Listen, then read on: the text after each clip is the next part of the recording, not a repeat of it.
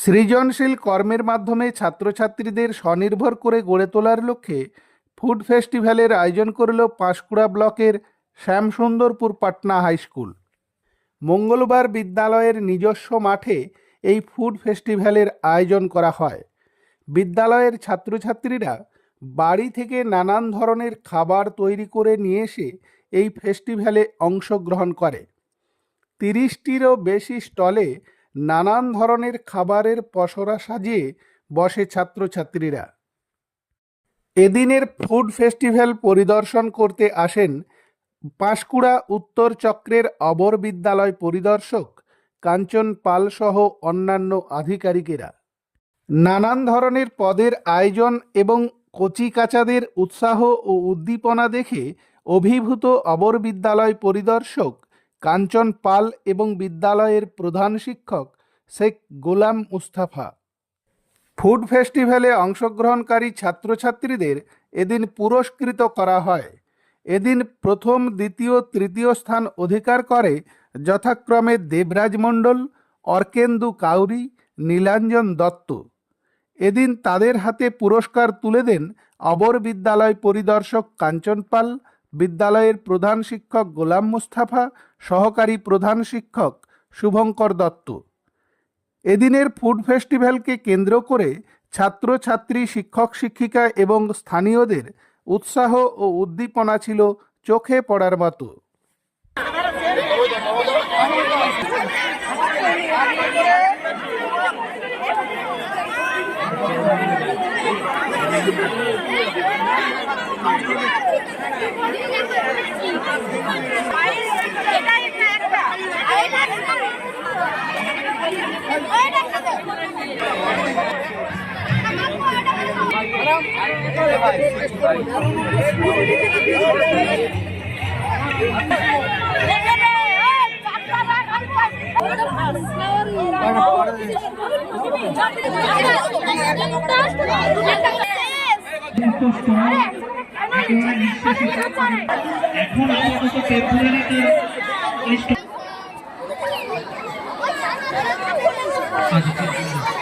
প্রায় 7 দিন ধরে বিভিন্ন প্রোগ্রাম ছিল সরকারের পক্ষ থেকে।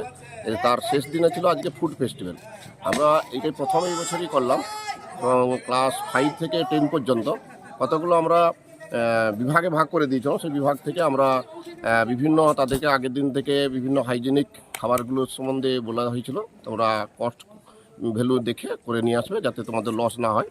তারপরে আমরা একটা দল বেঁধে টিচারদেরকে আমরা cost value, hygiene, nutrition value এগুলো আমরা দেখে তাদের প্লেট সিস্টেম ক্যাশটা করে দিয়েছিলাম, মানে কত টাকা করে পড়বে।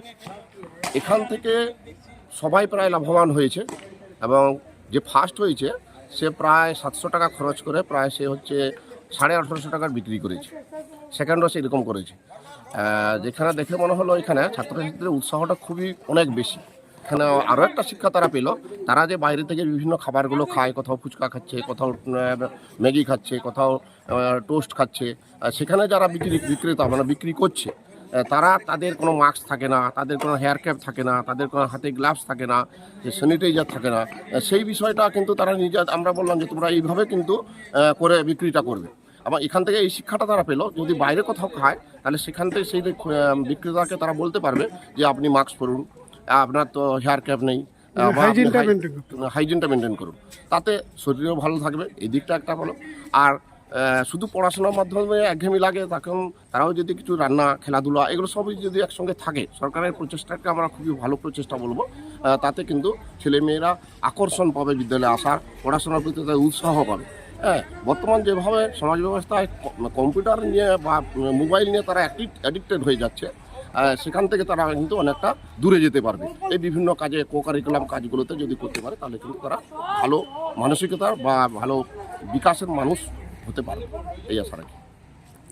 আজকে খুব ভালো লাগছে। আমাদের যে পশ্চিমবঙ্গ সরকারের 1 সপ্তাহব্যাপী যে স্টুডেন্ট উইক চলছে তারই একটা অঙ্গ ফুড ফেস্টিভ্যাল। আজকে আমি ভিজিট করতে এসেছি এসএস পাটনা হাই স্কুলে। এখানে সমস্ত ছাত্রছাত্রীরা, শিক্ষকরা এই ফেস্টিভ্যালে একত্রিত হয়েছে, দেখে খুব ভালো লাগছে।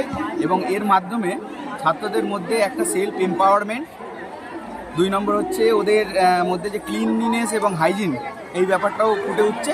এবং একটা ফুডের একটা নিউট্রিশন ভ্যালু, সেটাও এদের মধ্যে কিন্তু সেই জ্ঞানটাও পরিস্ফুটন হচ্ছে। তাহলে তিনটে মিলিয়ে সুন্দর প্রোগ্রাম, সুন্দর, আমার খুব ভালো লেগেছে এবং আগামী দিনে এই ধরনের প্রোগ্রাম আরও বড় করে হবে এই স্কুলে, আশা রাখছি। অবশ্য আমাকে ভালোই লাগছে।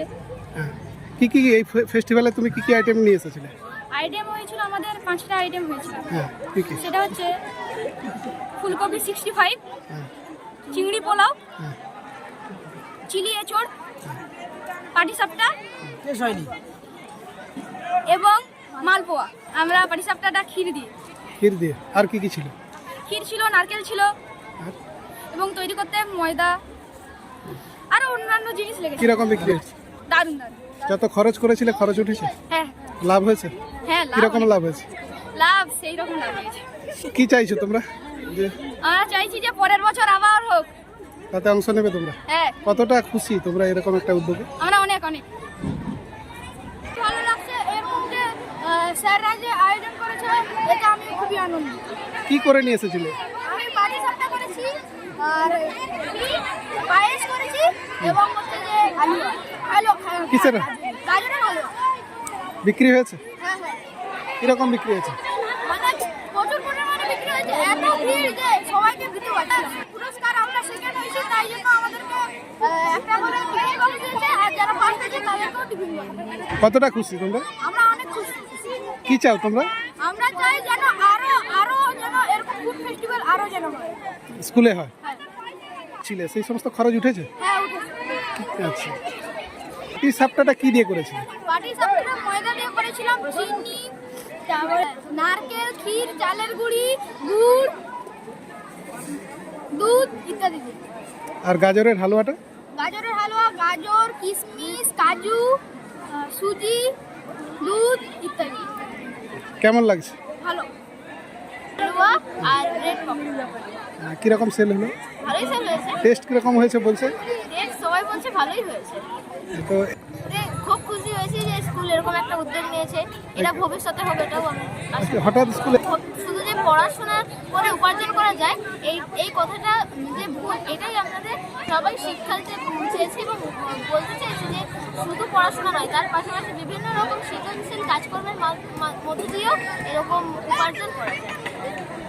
আরেকটা ব্যাপার যে অন্যান্য দোকানে আমরা দেখি তারা হাইজিন মেনটেন করে না, মাস্ক পরে না, গ্লাভস পরে না, তারপর মাথার ক্যাপও পরে না, কিন্তু আমরা সেগুলো সব কিছু করেছি এবং এটা শিক্ষা পেয়েছি যে বিভিন্ন লোকজনকে যখন আমরা কোনো খাবার দিই তখন আমাদের হাইজিন মেনটেন করা উচিত, যাতে কেউ রোগগ্রস্ত না হয়ে পড়ে।